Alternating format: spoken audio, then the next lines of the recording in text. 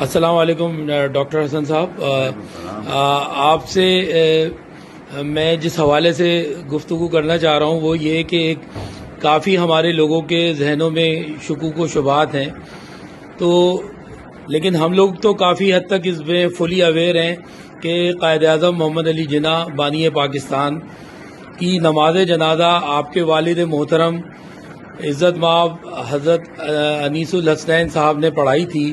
اس حوالے سے جو وہ واقعہ ہوا تھا وہ ذرا آپ ہمیں بتائیں گے؟ بسم اللہ الرحمن الرحیم۔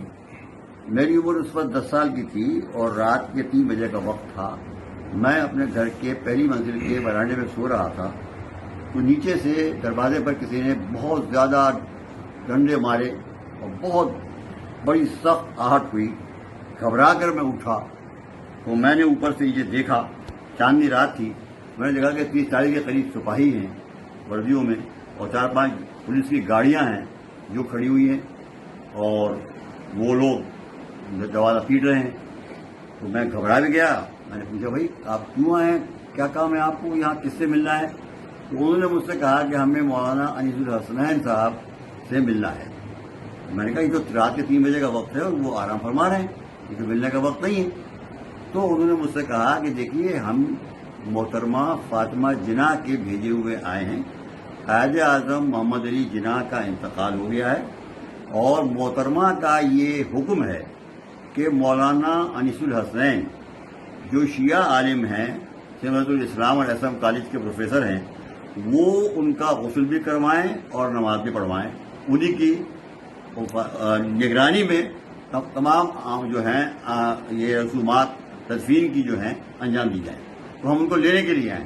واہ! تو پھر میں نے والد صاحب کو اٹھایا، ان کو بتایا، وہ بھی بڑے پریشان ہوئے۔ انہوں نے اوپر سے پوچھا، وہ پولیس کے افسر نے یہی کہا، تو پھر وہ تیار ہوئے اور وہ گئے۔ انہوں نے پہلا کام یہ کیا کہ بجائے ڈائریکٹ گورنر ہاؤس جانے کے وہ پہلے کھادر گئے، اور کھادر میں حاجی کلو صاحب وہاں پر اس زمانے میں مؤذن بھی تھے مسجد کے اور وہ غسال بھی تھے، اور وہ یو پی کے ہی تھے اور ہمارے والد کی عمر کے تھے اور پرانے ان کے دوست بھی تھے۔ ان کو اٹھایا اور ان سے کہا کہ بھائی چلو قائد اعظم کا انتقال ہو گیا، تمہیں غسل دینا ہے۔ اور چلتے ہوئے انہوں نے بڑا امام باڑہ کھلوایا اور اس کے ممبر پر سے 2 علم تھے وہ بھی نکلوا لی اور ساتھ لے گئے۔ وہاں انہوں نے جا کر حاجی کلو نے ان کا غسل دیا، والد صاحب موجود تھے، کفن پہنایا۔ مولانا بدایونی صاحب ایک سنی بہت بڑے عالم تھے، اس زمانے کے بڑے عالم تھے، ان کو معلوم ہو گئی رات ہی میں خبر، وہ پہنچ گئے 4 بجے اور انہوں نے آ کر یہ کہا کہ صاحب یہ تو ہمارا کام ہے، آپ ہمیں دے ذمہ داری، آپ نے ان کو شیعہ عالم کو کیسے ذمہ داری دی؟ تو ہاشم رضا صاحب جو اس وقت کمشنر تھے، انہوں نے ان سے کہا کہ دیکھیے یہ جو ہم نے ذمہ داری ان کو دی ہے یہ محترمہ فاطمہ جناح کی حکم پر دی ہے، فرمائش پر دی ہے، ہمیں بھی طرف سے نہیں دی ہے۔ ان کی یہ فرمائش ہے کہ مولانا صاحب انیس الحسنین صاحب قبلہ شیعہ عالم جو ہیں وہ ان کو غسل دلوائیں، کفن پہنوائیں، نماز پڑھائیں اور تلقین اور تمام جو تدفین کے اعمال ہیں وہ انجام دیں۔ تو اول تو وہ ناراض ہوئے کافی، مگر اس کے بعد فاطمہ جناح صاحب کا انہوں نے حوالہ دیا تو ظاہر کچھ نہیں کر سکتے تھے، اور ہاشم رضا صاحب خود کمشنر تھے کراچی کے، ان کا مقابلہ کرنا تو آسان نہیں تھا، لہٰذا وہ واپس چلے گئے ناراض ہو کر۔ بالآخر وہ والد صاحب نے غسل و کفن کرایا اور گورنر ہاؤس کے اندر صبح کو 9 بجے تمام ممالک کے جو سفیر سفراء اس وقت تھے وہ اور تمام وزراء، خواجہ نظام الدین، عبدالرب نشتر، لیاقت علی خان صاحب مرحوم شہید، یہ تمام جتنے بھی عملہ تھا سب تقریباً کے قریب 1000 آدمی تھے لان میں، جنہوں نے میرے والد کے پیچھے نماز پڑھی قائد اعظم کی، یہ پہلی نماز تھی۔ اس کے بعد جب وہ تابوت عوام جمع ہو گئے تھے، لوگ باہر گیٹ کے جمع ہو گئے تھے، وہ ان کو دے دیا گئی میت، وہ وہاں سے میت وہ آئی یہاں پر پرانی نمائش جہاں اس وقت قائد اعظم کا مزار ہے، ایک ٹیلا تھا جس کو ہاشم رضا صاحب ہی نے منتخب کیا تھا ایز اے کمشنر کہ یہاں ان کو دفن کیا جائے کیونکہ یہ بلند جگہ ہے، لہذا وہ وہاں پر آئے۔ وہاں پر اس وقت جو سنی عالم بہت بڑے تھے وہ شیخ الاسلام شبیر احمد عثمانی تھے، جن کو سعودی عرب نے اس وقت شیخ الاسلام کا لقب دیا تھا، وہ وہاں کھڑے تھے۔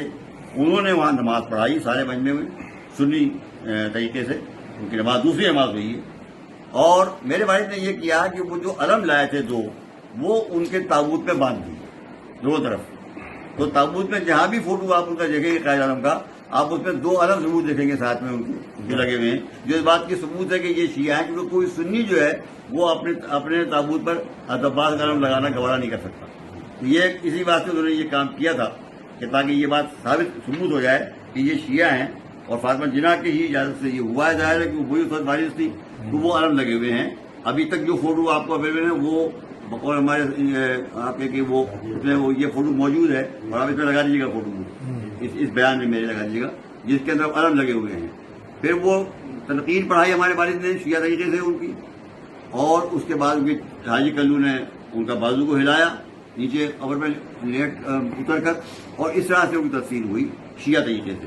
और ये बात मुसल्लम है, इसको अबुल हसन इस्फहानी साहब ने अपनी किताब में भी लिखा है, हाशिम रज़ा साहब ने अपने बयान में इसको बयान किया है, और अनवार कुम में मेरे वालिद का पूरा बयान जो है वो छपा हुआ है। अनवार कुम किताब जो है जो हमारे हसन दादा सगीर यहाँ सगीर हसन साहब ने लिखी थी, वो शजरा है, उसमें हमारे भाई साहब का पूरा बयान मौजूद है। उसमें ये पूरा वाकया बयान किया गया है जो मैंने बयान किया आपके सामने, और उन्होंने उसमें तस्दीक की है कि मैंने ही नमाज पढ़ाई है, उन्होंने मेरे भाई ने फरमाया है।